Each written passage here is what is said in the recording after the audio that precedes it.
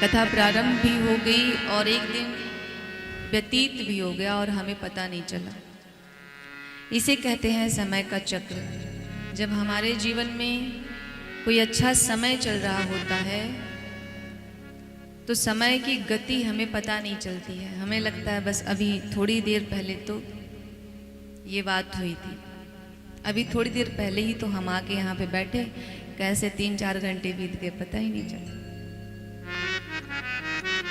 और ये कब, इसका अनुभव कब होता है? सुख में। और यही अगर दुख का समय हो तो 1 मिनट भी 1000 घंटे के बराबर लगता है। और हम ही कहते हैं कि समय नहीं बीत रहा। अगर 3 घंटे का दुख हमारे जीवन में आ जाए तो हम कहेंगे कि ये 3 घंटा 3000 वर्ष के बराबर हमें प्रतीत हो रहा है, ये समय ही नहीं बीत रहा। और वही सुख हो तो पता ही नहीं चलता। घंटा वही है, समय वही है, हम भी वही हैं। परिवर्तन क्या है? सुख और दुख। दुख का समय बिताए नहीं बीतता और सुख का समय कितना भी आप रोकने का प्रयास करो वो हाथ से रेत की भांति फिसलता जाता है। तो ये हमारे सुख का भी समय नहीं है, ये हमारे सौभाग्य का समय है। कथा व्यक्ति को मिल जाए। देखिए, पहली बात तो मानव का शरीर पाना बड़ा दुर्भर कार्य है। जल्दी से मनुष्य शरीर प्राप्त नहीं होता।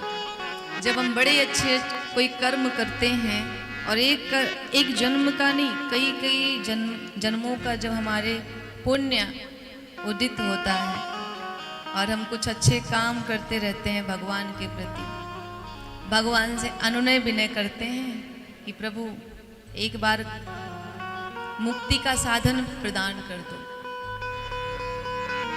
अब हम छूटना चाहते हैं मृत्यु और जन्म के इस जंजाल से। हर बार वही पीड़ा, वही कष्ट, वही माया, वही विषय भोग। अब हमें विषय भोग में नहीं फंसना, तो क्या करना है? बोले प्रभु साधन प्रदान कर दीजिए।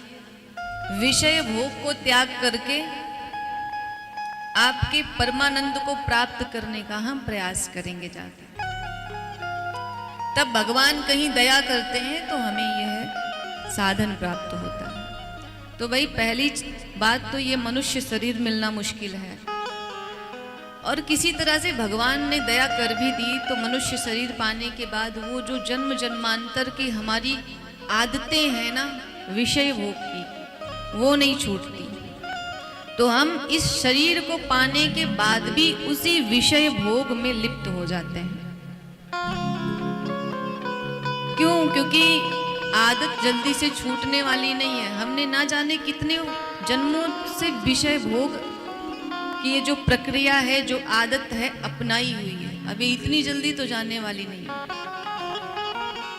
तो मनुष्य का शरीर मिल भी जाता है तो भी हम भगवान को प्राप्त नहीं कर पाते, भगवान की कथा नहीं मिल पाती हमें। तो हमारा तो भाग्य नहीं है, सौभाग्य है कि एक तो हमें यह साधन मिला, दूसरा हमें भगवान की कथा प्राप्त हुई।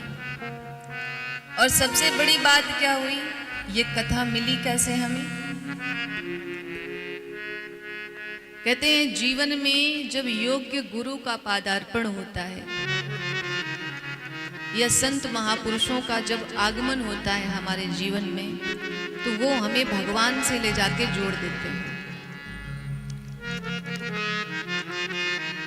और हम सबका सौभाग्य है कि हमारे जीवन में महाराज श्री जैसे परम साधु का आगमन हुआ, परम गुरु का आगमन हुआ, जिनकी करुणा कृपा से हम यहाँ तक पहुँच गए। आज हम यहाँ पे बैठे हुए हैं।